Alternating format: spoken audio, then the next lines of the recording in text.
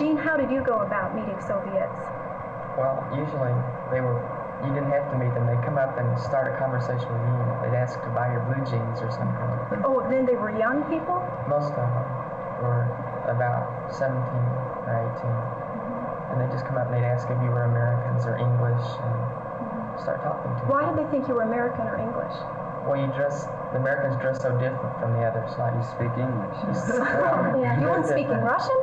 Your clothes are different, and a lot of them were wearing bell-bottoms and things, and blue jeans. They don't have blue jeans over there. How about pantsuits? Did you girls wear Yeah, pantsuits? pantsuits and our hair. The Russian girls all tie their hair back. Oh. And Sandra and I kept, these old women would come up to us and pull our hair back and tell us we had beautiful hair, but we ought to pull it back and wear it that way. And braid it. So old women came up and talked with you? Oh yeah, and they were, to me, they were almost the sweetest people we met, the babushkas. Babushka? Babushka, not babushka. Babushka. And they were very interested, and they were very kind of Motherly. motherly, yeah. They kind of knew we were away from our mothers, and so they were very interested in us. We wanted to go meet Russians, so we just went out in the street, walking around, and we ducked into this little coffee house, and there's this man, well, this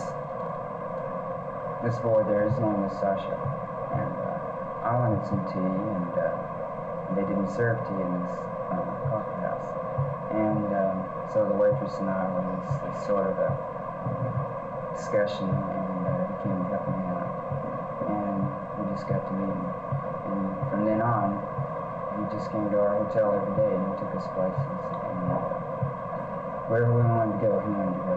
And Was he free to do this? Did anything happen? Well, one day, we were going out regularly.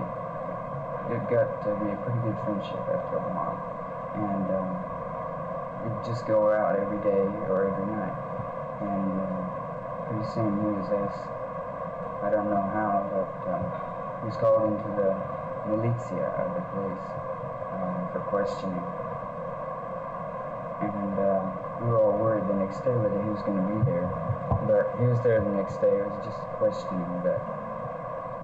And I find that one of the big fringe benefits teaching Russian has turned out to be that the students do some very independent, some very critical thinking about their values, what they believe in our systems of government, and they've invariably concluded by the end of the year that ours is the best.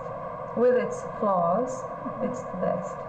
And many people, you know, when you tell them you're going to Russia, you get to where you can kind of expect people in America kind of think, well, these kids are going to come back communists, you know, they're going to be taken over by it. And it couldn't have been more the opposite, because we all came back more patriotic, and then there was other kids from different parts of the country who went on the trip with us, and whose their beliefs in America were even less strong than ours were.